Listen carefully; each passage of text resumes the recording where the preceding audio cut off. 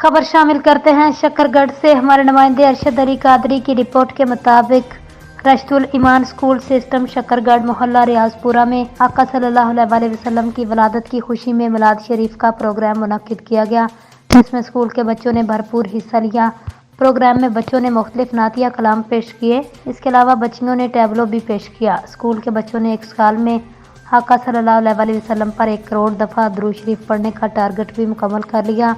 आखिर में स्कूल के एमडी अरशद अली रिजवी ने बच्चों और स्कूल के स्टाफ के हमरा केक काटा।